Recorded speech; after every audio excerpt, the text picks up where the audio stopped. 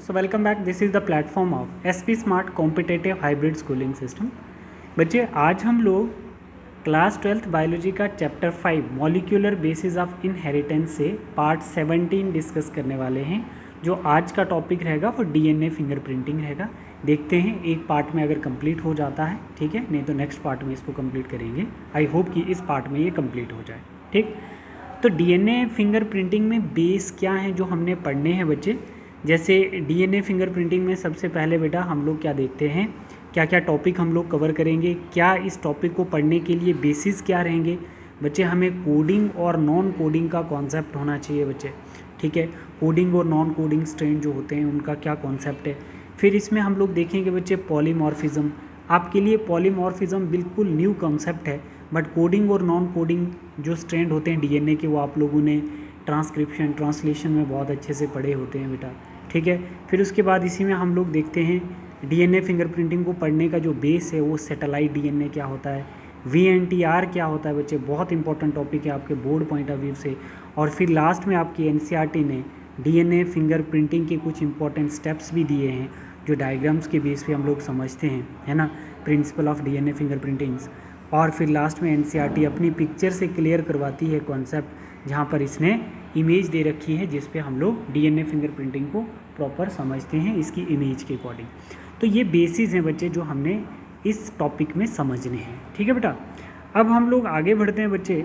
जैसे सबसे पहला बेस है डीएनए फिंगरप्रिंटिंग को समझने के लिए कोडिंग और नॉन कोडिंग स्ट्रेन।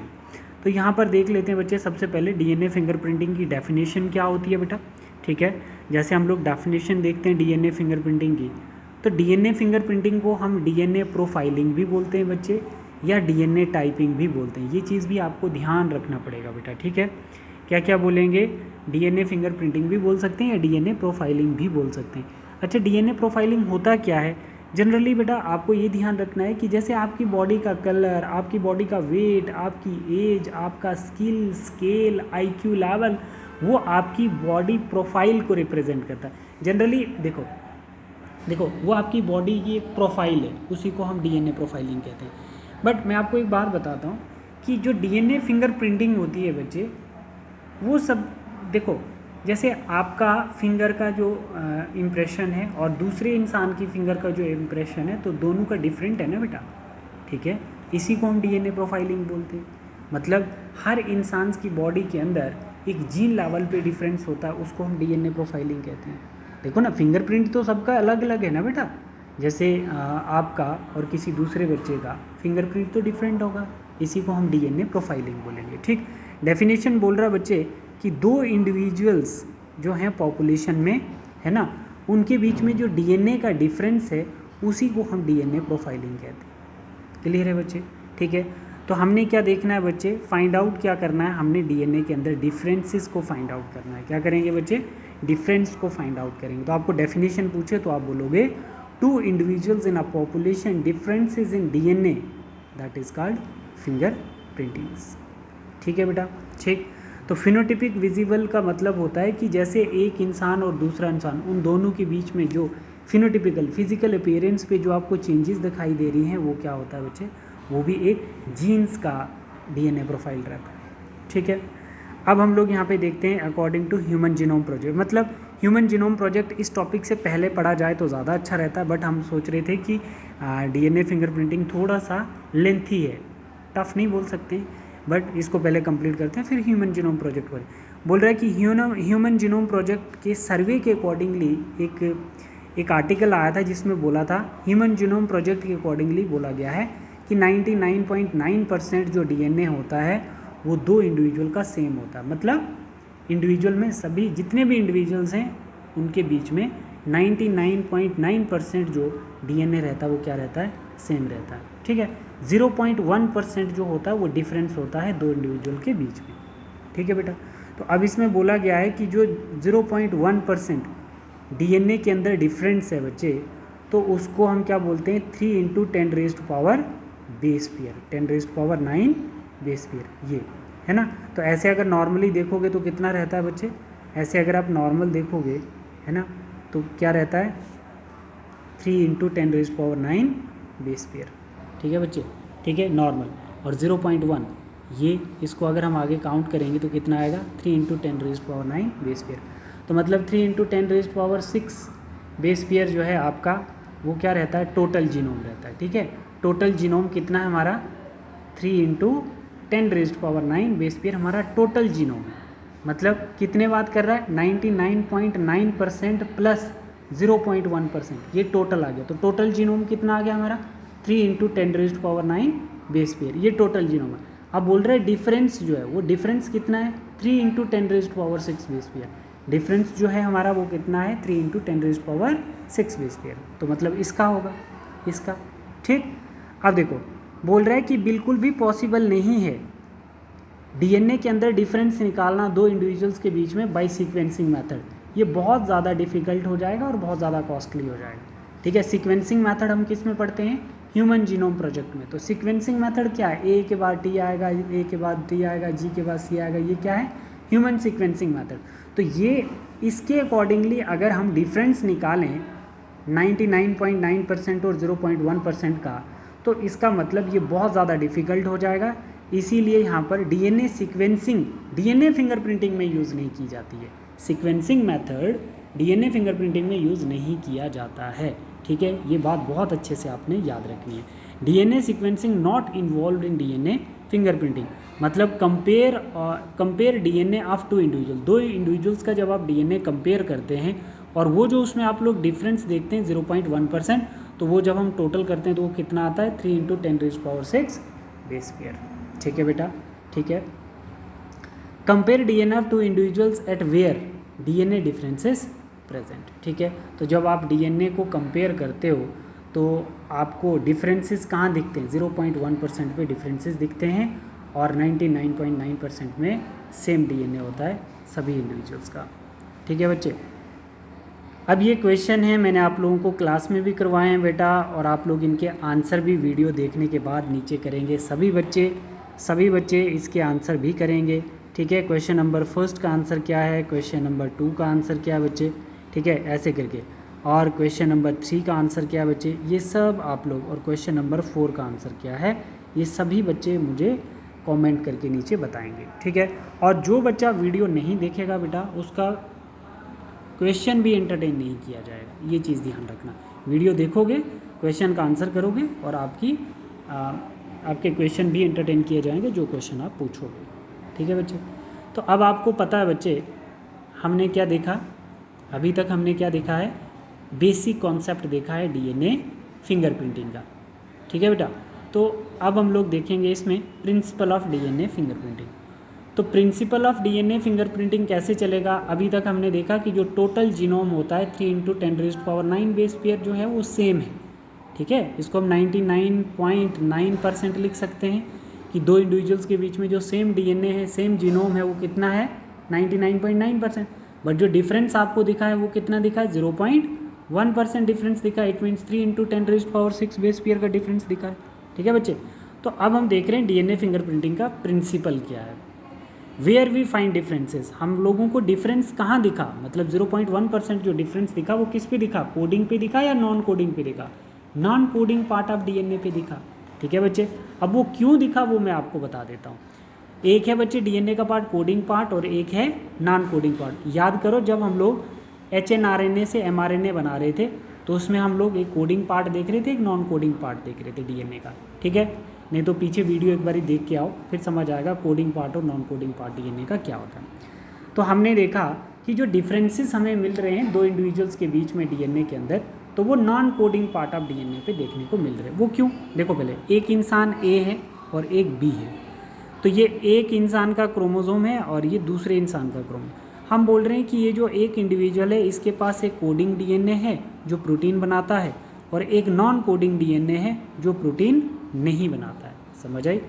और जो आपके पास बी है, जो दूसरा इंडिविजुअल है, उसका एक पार्ट कोडिंग डीएनए है और दूसरा नॉन कोडिंग डीएनए। आप तो समझ ही सकते हो बच्चे, नॉन कोडिंग डीएनए जो है वो किसी भी प्रोटीन को बनाने के लिए रिस्पॉन्सिबल नहीं है, बट जो कोडिंग डीएनए है वो प्रोटीन बनाएगा। ये हमें पता चल गया है। ठीक है बेटा, ठीक। अब बता रहा है कि म्यूटेशन कहाँ होती है। म्यूटेशन का मतलब हो गया कि डीएनए के अंदर चेंज आना।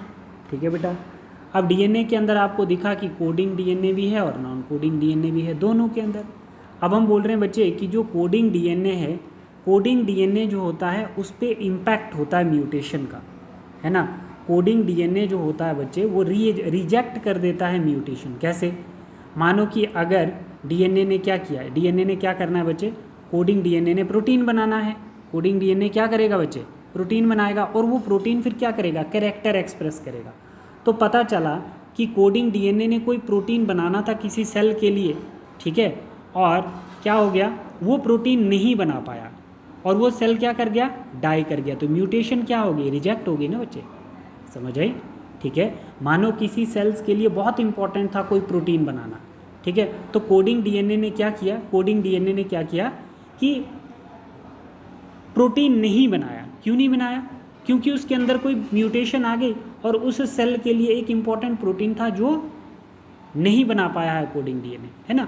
तो उसके साथ क्या हो गया, वो म्यूटेशन भी रिजेक्ट हो गई क्योंकि सेल ही डाई कर गया बच्चे, उसको वो प्रोटीन नहीं मिला जिससे उसने सर्वाइव करना था। समझ आ गई? तो कोडिंग डीएनए प्रोटीन बनाता है और वो प्रोटीन बनाता है जो सेल को रिक्वायर होती है। तो पता चला कि कोडिंग डीएनए ने क्या किया, उसको म्यूटेशन होगी, है ना। कोडिंग डीएनए पे क्या होगी, कोई म्यूटेशन होगी जिसकी वजह से सेल के अंदर जो रिक्वायर्ड प्रोटीन थी वो नहीं बन पाई और म्यूटेशन रिजेक्ट हो गई। ये बात समझ में आ गई आपको, है ना। म्यूटेशन रिजेक्ट होगी क्योंकि सेल खत्म हो गया, तो म्यूटेशन रिजेक्ट होगी। सेल की डेथ के साथ साथ म्यूटेशन भी खत्म होगी, ठीक है बेटा। तो मतलब due to mutation important protein not form for cell and cell will die, ठीक है। तो हमें दिखा कि कोडिंग डीएनए जो होता है बच्चे उसमें म्यूटेशन रिजेक्ट हो जाती है और सेल डाई कर जाता है क्योंकि उसकी रिक्वायर्ड प्रोटीन जो होती है वो नहीं बन पाई है। बट नॉन कोडिंग डीएनए जो होता है वो प्रोटीन बनाता ही नहीं है, इसमें म्यूटेशन रिजेक्ट हो ही नहीं सकती है। With the passage of time non coding have more changes in DNA compare to coding, ठीक है बच्चे। म्यूटेशन रिजेक्ट किस में होगी, कोडिंग डीएनए में, है ना बच्चे। क्यों होगी रिजेक्ट, क्योंकि उस सेल को जो रिक्वायर्ड प्रोटीन है वो अगर वो नहीं बनाएगा तो क्या हो जाएगा बच्चे, है ना। अगर वो सेल जो है उसको प्रोटीन नहीं मिलेगा, सेल डाई कर जाएगा। सेल अगर डाई कर गया बच्चे तो इसका मतलब म्यूटेशन रिजेक्ट कर जाएगी। बट यहाँ पर नॉन कोडिंग डीएनए जो होता है वो प्रोटीन ही नहीं बनाता है, तो इसमें अगर प्रोटीन नहीं बनेगी तो म्यूटेशन रिजेक्ट ही नहीं होगी, समझ आई। तो अब आपको यहाँ पे ये ध्यान रखना है कि जो कोडिंग डीएनए होता है उस पर म्यूटेशन रिजेक्ट हो जाती है, बट नॉन कोडिंग डीएनए जो होता है उसकी म्यूटेशन जो होती है वो एक्सप्रेस हो जाती है नेक्स्ट जनरेशन में। तो म्यूटेशन कौन एक्सप्रेस कर रहा है, कोडिंग या non coding? Non coding express कर रहा है, ठीक है बेटा, ठीक है। Mutation occur in coding and non coding, more chances to not reject, है ना। नॉन कोडिंग पे क्या होते हैं, ज़्यादा चांसेस होते हैं कि रिजेक्ट ना हो if mutation in non coding germ sales, ठीक है, एंड जर्म सेल्स। इस पार्ट को अभी आप छोड़ ही दो, ये पार्ट आप छोड़ दो, बस इतना याद रखना है कि म्यूटेशन कौन शो करता है और कौन नहीं करता है। नॉन कोडिंग पे आपकी म्यूटेशन शो होती है बच्चे, ठीक है ना। तो चेंज किस पे दिखेगी, जिसमें म्यूटेशन होगी, तो है ना। अब हम लोग यहाँ पे क्या देख रहे थे बच्चे, म्यूटेशन, कोडिंग, नॉन कोडिंग। अच्छा, सोमैटिक सेल्स के अंदर म्यूटेशन हो, वो कोडिंग में हो या नॉन कोडिंग में हो, वो डाई कर जाती है विद द ऑर्गेनिजम्स, ठीक। बट जर्म सेल्स में, जर्म सेल्स के नॉन कोडिंग में म्यूटेशन रिजेक्ट नहीं होती है, ठीक है, if not interfere with sexual reproduction, ठीक है बच्चे। तो अगर सेक्सुअल रिप्रोडक्शंस का कोई इंटरफेयर सेक्सुअल रिप्रोडक्शन में नहीं होगा तो नॉन कोडिंग की जो म्यूटेशन होती है वो रिजेक्ट नहीं होती है, वो जर्म सेल्स के द्वारा ट्रांसफ़र हो जाती है एक जनरेशन से दूसरी जनरेशन में। तो अभी हमें यहाँ पे ये पता चल रहा है, अभी यहाँ पे हम लोग ये चीज़ देख रहे हैं कि हमें जो डिफरेंसेस दिख रहे हैं वो किस पे दिख रहे हैं, वो हमें नॉन कोडिंग स्ट्रैंड पे दिख रहे हैं, क्योंकि नॉन कोडिंग स्ट्रैंड की जो म्यूटेशन होती है वो नेक्स्ट जनरेशन में चले जाती है, बट कोडिंग स्ट्रैंड की जो म्यूटेशन होती है वो सेल के साथ ही डाई कर जाती है, ठीक बच्चे, ठीक है, can pass on the next generation, ठीक है, ठीक। नॉन कोडिंग वाली इंफॉर्मेशन पास कर जाती है next generation. Note, non coding DNA more chance of mutation can be basis to compare to DNA of two individuals, है ना। दोनों में अगर हम देखेंगे तो कोडिंग के कंपैरिजन में नॉन कोडिंग में वेरिएशन के ज़्यादा चांसेस होंगे, ठीक। तो कंक्लूजन हम लोग क्या देख रहे हैं बच्चे, टू ह्यूमन डीएनए डिफरेंट क्या है 0.1%, 99.9% जो है वो सेम है। तो इसको जब हम टोटल करते हैं बच्चे ह्यूमन जीनोम को, तो हमारे पास 3 × 10⁶ बेस पेयर जो आ रहे हैं, जिनके अंदर 0.1% वेरिएशन देखने को मिल रही है। Region where found difference between 2 individual, that is non coding, mutation easily हो जाती है यहाँ पर। ठीक है बच्चे, ठीक है, यहाँ तक हमें समझ में आया। अब आपका सबसे इम्पॉर्टेंट टॉपिक आता है जो आपके पेपर में आता है, दैट इज़ पॉलीमॉर्फिज्म। हमने बोला था कि डीएनए फिंगरप्रिंटिंग को समझने के लिए हमारे पास बेसिस क्या है, कोडिंग और नॉन कोडिंग। तो हमने कोडिंग और नॉन कोडिंग समझ लिया है, क्योंकि कोडिंग जो है उसके ऊपर म्यूटेशन क्या हो जाती है, रिजेक्ट हो जाती है, और नॉन कोडिंग में म्यूटेशन जो है वो रिजेक्ट नहीं होती है। ठीक है, तो अगर म्यूटेशन रिजेक्ट नहीं होगी तो वो ईजिली पास कर जाएगी नेक्स्ट जनरेशन में। ठीक है, ठीक है। तो अभी हमने देखा म्यूटेशन का मतलब क्या है, चेंज। म्यूटेशन का मतलब है चेंज, और वो जो चेंज है वो नॉन कोडिंग स्ट्रैंड से पास होती है एक जनरेशन से दूसरी जनरेशन। ठीक। पॉलीमॉर्फिज्म्स का मतलब होता है जेनेटिक लेवल वेरिएशंस। क्या डेफिनेशन है, जेनेटिक लेवल वेरिएशन। मानो जैसे मेरे पास ये डीएनए है, ये डीएनए है बच्चे, ठीक है। अब इस डीएनए के अंदर मैं क्या देख रहा हूँ, TGAGGTC, ठीक है, म्यूटेशन होगी बच्चे, तो क्या हो गया, आपको यहाँ पे चेंज दिख गई। ठीक है, यहाँ पे पहले क्या था, यहाँ पे पहले क्या था, GC था, अब क्या आ गया, AT आ गया। तो मतलब अगर सिंगल न्यूक्लियोटाइड चेंज आपको दिखा है उसको हम सिंगल न्यूक्लियोटाइड पॉलीमॉर्फिज्म कहते हैं। इसको हम लोग क्या बोलेंगे बच्चे, सिंगल न्यूक्लियोटाइड पॉलीमॉर्फिज्म। ठीक है, सिंगल न्यूक्लियोटाइड पॉलीमॉर्फिज्म मतलब डीएनए के ऊपर सिर्फ एक न्यूक्लियोटाइड में चेंज आएगी। ठीक बेटा, अब हम लोग आगे देखते हैं, which region shows more polymorphism, कौन सा रीजन ज़्यादा पॉलीमॉर्फिज्म शो करता है, मोर चांस ऑफ म्यूटेशन। अब वही पॉलीमॉर्फिज्म ज़्यादा शो करेगा जिस पे ज़्यादा म्यूटेशन होगी। ठीक है बच्चे, है ना। एक आ गया हमारे पास SNIPS, सिंगल न्यूक्लियोटाइड पॉलीमॉर्फिज्म, तो मतलब एक चेंज है न्यूक्लियोटाइड में। ठीक है, तो अब हम बोल रहे हैं कि मोर चांस ऑफ म्यूटेशन, जहाँ पर ज़्यादा न्यूक्लियोटाइड का सीक्वेंस चेंज होगा, तो बताओ कोडिंग में होगा या नॉन कोडिंग में। तो हाई डिग्री ऑफ पॉलीमॉर्फिज्म आपको नॉन कोडिंग में दिखेगा बच्चे, कोडिंग में नहीं दिखा। ऐसा हम नहीं बोल सकते हैं कि पॉलीमॉर्फिज्म सिर्फ नॉन कोडिंग में ही हो रही है, कोडिंग में भी हो रही है, कोडिंग में भी हो रही है, बट बहुत कम, least mutation, but non coding में हाई डिग्री ऑफ पॉलीमॉर्फिज्म। ठीक है, अब देखो जैसे ये मेरे पास आ गया, कोडिंग पार्ट आ गया, ये नॉन कोडिंग पार्ट आ गया, ये डीएनए है। ठीक है बच्चे, तो यहाँ पे हम बोल रहे हैं GTAGC, ये देखो ज़रा, और यहाँ पर क्या हो गया बेटा, यहाँ पर थोड़ा सा एक ये और एक ये चेंज आ गया, ये जीन लेवल वेरिएशन आ गया बेटा। ठीक है, तो नॉन कोडिंग के अंदर आपको ज़्यादा वेरिएशन दिखती है ना कि कोडिंग, मतलब कोडिंग में क्या है, सेम है, कोडिंग पार्ट में सेम है, तो इसके अंदर आपको वेरिएशन देखने को मिल रही है। तो हाई डिग्री ऑफ पॉलीमॉर्फिज्म किस में आपको दिख रही है, high degree of polymorphism non coding में दिख रही है बच्चे। ठीक है, ये जो C आ गया, यहाँ पे C आ गया, पहले क्या था यहाँ पे क्या था, पहले ये G था, नहीं मतलब पहले ये C है, और फिर C के इधर है ना, ये वाला देखो, ये वाला पार्ट देखो। तो कहने का मतलब है जहाँ पर थोड़ा सा न्यूक्लियोटाइड चेंज हो रहा है एक ही स्ट्रैंड पे 2-3 बार, तो वो क्या हो गया, हमारा हाई डिग्री ऑफ पॉलीमॉर्फिज्म आ जाएगा। ठीक बच्चे, यहाँ पर आपको समझ में आ रहा है। अब हम इसमें क्वेश्चन देखते हैं, इस coding DNA also show polymorphism. Yes, coding DNA भी शो करता है, बट किस में, एलील्स में, जैसे स्किन कलर के जो एलील्स हैं उनमें, आई कलर के जो एलील्स हैं, मतलब स्लाइट पॉलीमॉर्फिज्म शो करता है आपका कोडिंग स्ट्रैंड। और हाई डिग्री ऑफ पॉलीमॉर्फिज्म कौन शो करता है आपका, हाई, ये less degree of polymorphism show करते हैं एलील्स। बट एलील्स किसको रिप्रेजेंट करते हैं, कोडिंग स्ट्रैंड को। बट नॉन कोडिंग स्ट्रैंड पे क्या होगा, चेंज इन डीएनए, कोडिंग और non coding, that is known as polymorphism. Coding strand पे चेंज हो जो एलील की हेल्प से रिप्रेजेंट होती है, और नॉन कोडिंग स्ट्रैंड में कोई चेंज हो जिसमें बहुत सारे न्यूक्लियोटाइड के सीक्वेंस चेंज होते हैं, उन दोनों को हम पॉलीमॉर्फिज्म्स बोलेंगे। ठीक है बच्चे, ठीक है। जो एलील को रिप्रेजेंट करता है वो कोडिंग स्ट्रैंड कहलाता है, और जो मल्टीपल न्यूक्लियोटाइड के सीक्वेंस को रिप्रेजेंट करता है चेंज होते हुए, उसको हम नॉन कोडिंग स्ट्रैंड से नॉन कोडिंग स्ट्रैंड से रिप्रेजेंट करते हैं। ठीक है बच्चे, अब आप यहाँ पे क्वेश्चन कर सकते हो, more chances to find difference in coding non coding, तो क्या बोलोगे बच्चे, कोडिंग A आ गया, कोडिंग B आ गया, नॉन कोडिंग। ठीक है, फिर more chance of mutation to pass on next generation.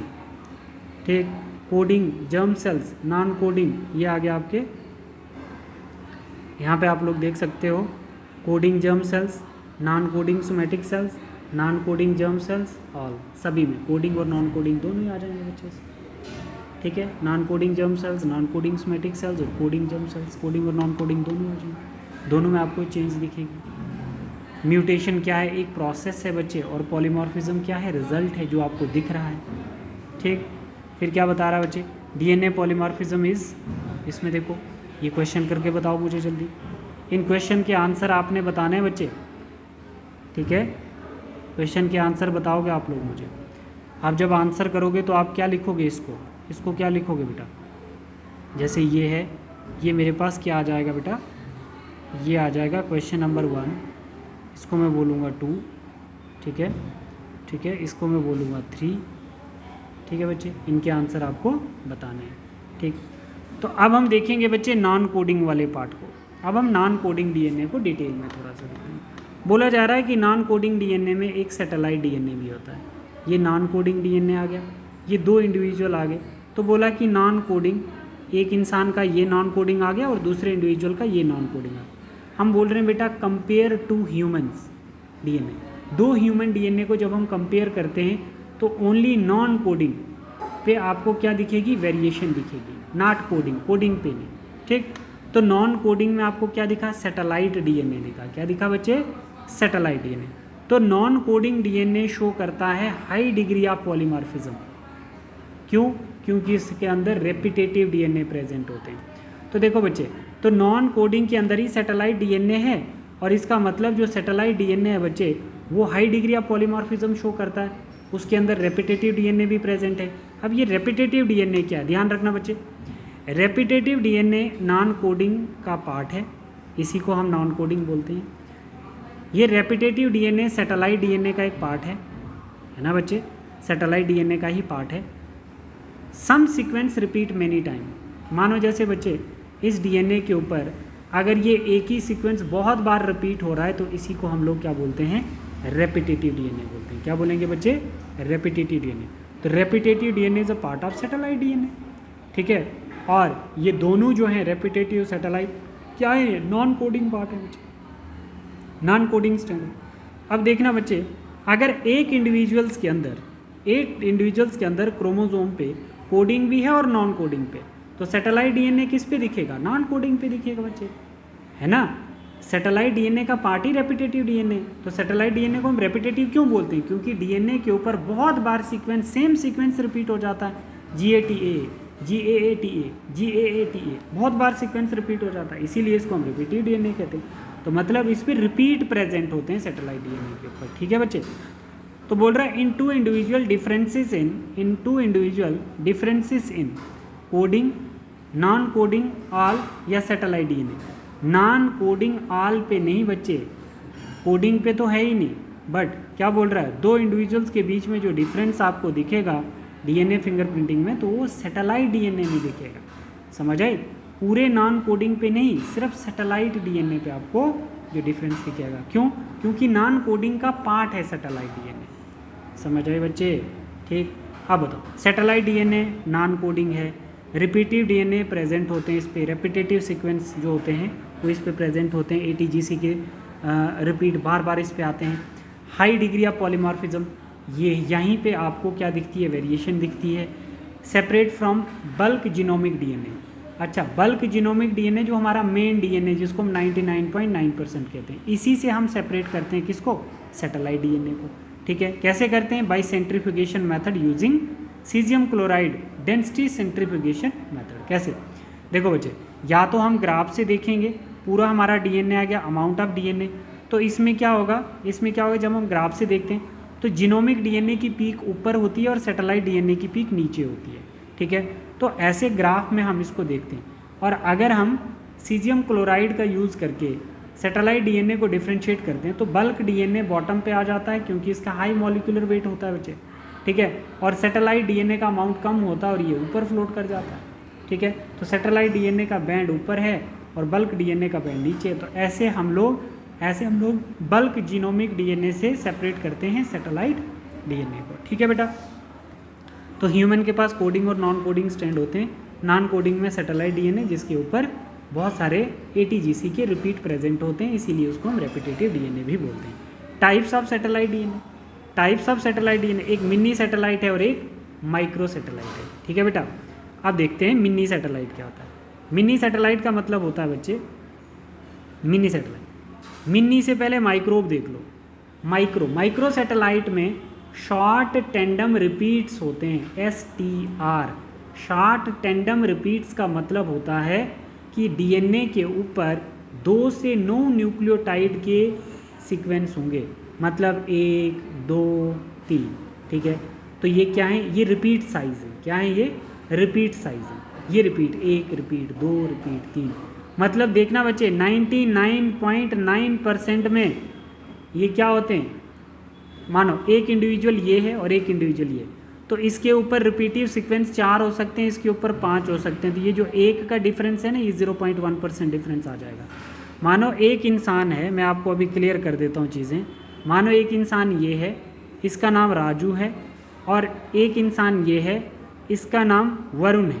ठीक है बच्चे, तो मैं कह रहा हूँ कि रिपीटेटिव सीक्वेंस इसके ऊपर 7 हैं। किसके, ATGC ATGC, कितने बन गए, 7 रिपीटिंग सीक्वेंस हो। इसके ऊपर ATGC ATGC, इसके ऊपर कितने हो गए, 6। तो हम बोल रहे हैं कि जो रिपीटिंग सीक्वेंस है कभी भी सेम नहीं हो सकते। समझ आए बच्चे, जो रिपीटिंग सीक्वेंस हैं वो कभी भी सेम नहीं होते हैं दो इंडिविजुअल्स के, वही 0.1% डिफरेंस कहलाता है। Got my point what I am saying? ठीक है बेटा, वही 0.1 डिफरेंस कहलाता है। तो बोला है कि माइक्रो सैटेलाइट के अंदर जो शॉर्ट टेंडम रिपीट्स होते हैं ATGC के या GAAT के, है ना, तो वो कितने हो सकते हैं, 2 to 9 होते हैं। कितने होते हैं, 2 to 9। तो हमने कितने मेंशन किए यहाँ पर, 1 2 3, हमने 3 मेंशन, तो हो कितने सकते हैं, 2 से 9 तक हो सकते हैं।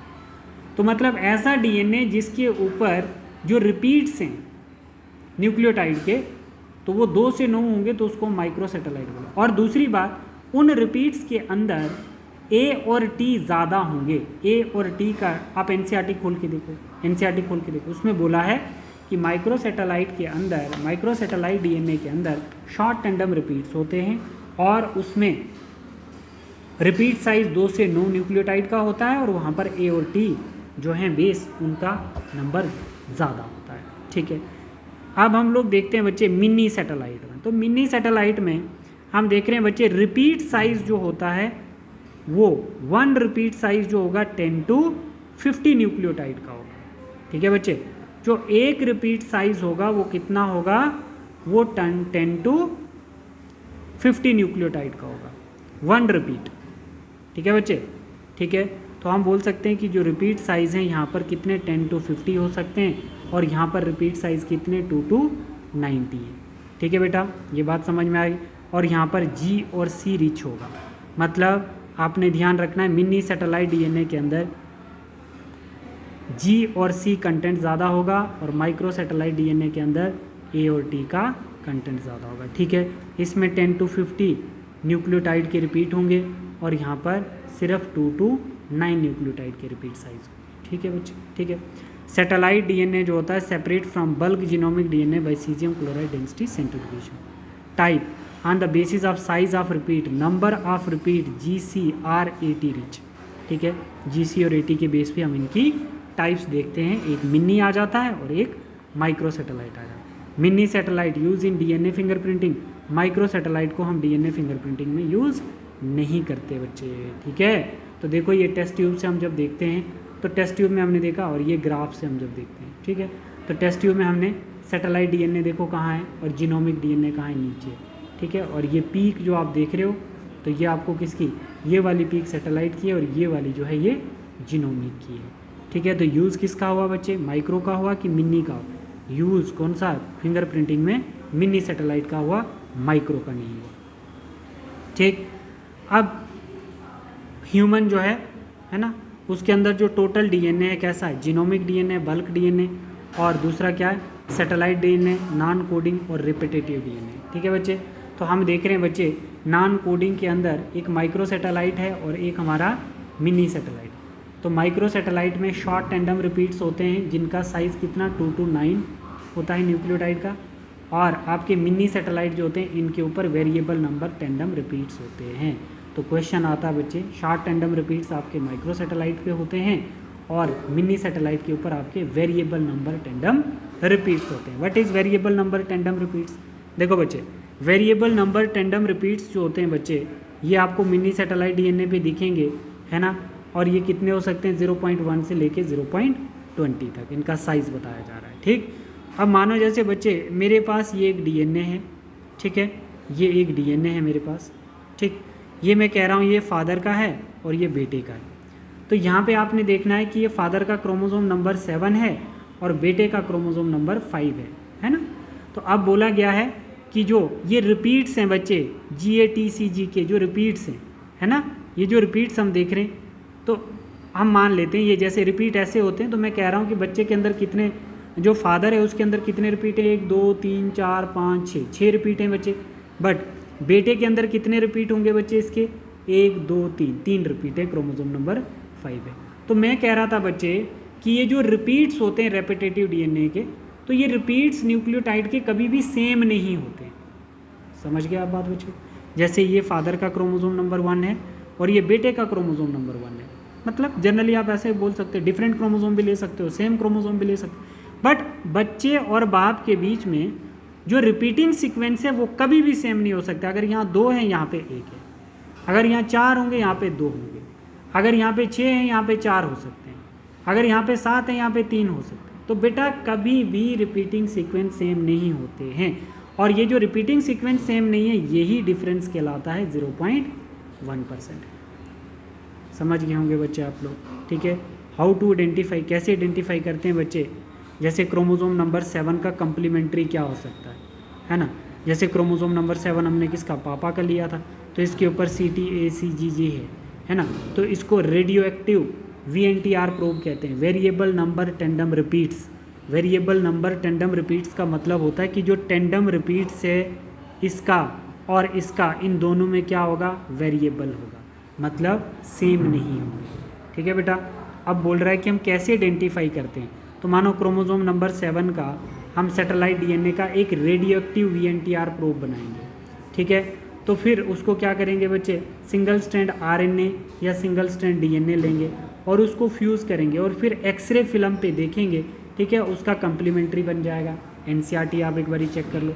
मानो जैसे बच्चे हम लोग कैसे देख रहे हैं, मानो हमने क्या किया, ये जो हमारा DNA था, ये हमारा DNA, ये सैटेलाइट DNA, तो हम इसका कम्प्लीमेंट्री बनाएंगे। तो कम्प्लीमेंट्री हमारा कैसा बनेगा, जिसको हम रेडियो एक्टिव VNTR प्रोब बोलेंगे। C के अपोजिट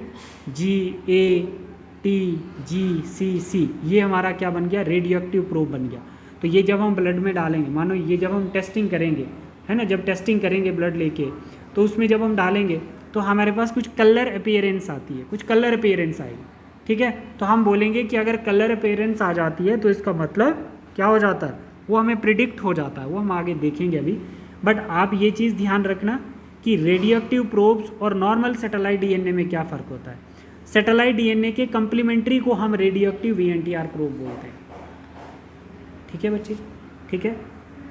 तो अब NCERT रीड करो एक बारी ज़रा, फिर हम स्टेप्स देखते हैं DNA फिंगरप्रिंटिंग के। सबसे पहले हम सेल में से DNA को आइसोलेट करेंगे, उसको हम टेस्ट ट्यूब में डाल दिया, ये DNA है ना, फिर उसको कट करेंगे रिस्ट्रिक्शन एंजाइम से, बहुत सारे DNA के हमने फ्रेगमेंट बना दिए। फिर उस DNA को हम क्या कर देंगे, जेल इलेक्ट्रोफोरेसिस पे रन करवाएंगे। ये हमारी क्या है, एक जेल इलेक्ट्रोफोरेसिस की एक स्पेशल स्लाइड होती है, उसमें गड्ढे जैसे भी होते हैं, ठीक है। तो अब हम क्या करते हैं बच्चे, एक साइड ये पॉजिटिव चार्ज होती है, एक साइड नेगेटिव चार्ज। तो यहाँ पे क्या होता है, इस जेल बेड पे क्या होता है, DNA के जो छोटे छोटे बैंड होते हैं वो आगे आ जाते हैं और लार्जर बैंड जो होते हैं वो पीछे रह जाते हैं, ठीक है।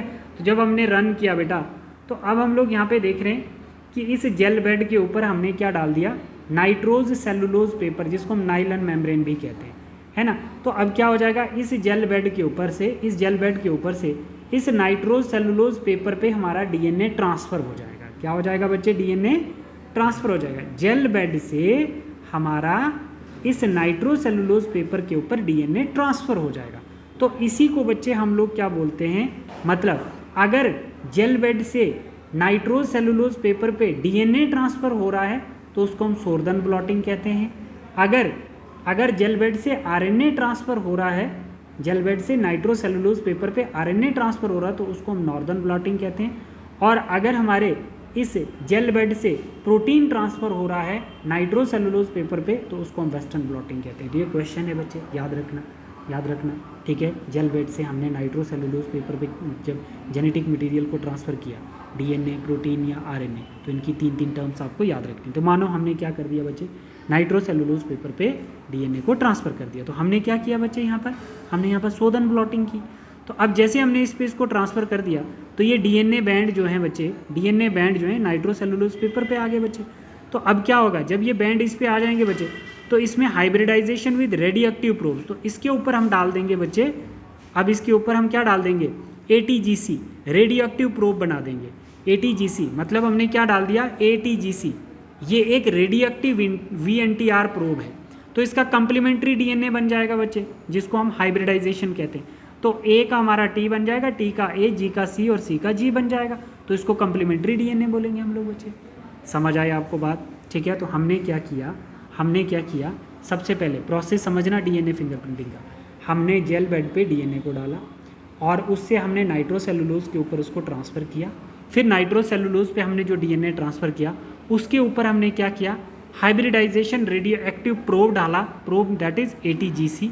ये रेडियो एक्टिव प्रोब है हमारा, है ना, जिसको हम वेरिएबल नंबर टेंडम रिपीट्स भी बोल सकते हैं। अब ये क्या बनाएगा, अपना कंप्लीमेंट्री बनाएगा, उसको हम CDNA बोलेंगे, ठीक है। और इनके बीच में जो बॉन्ड बनेंगे, A अगर T बनाएगा तो बॉन्ड कौन सा होगा, हाइड्रोजन बॉन्ड होगा। T अगर A बनाएगा तो बॉन्ड कौन सा होगा, हाइड्रोजन बॉन्ड होगा। G अगर C बनाएगा तो ट्रिपल बॉन्ड होगा और हाइड्रोजन बॉन्ड होगा।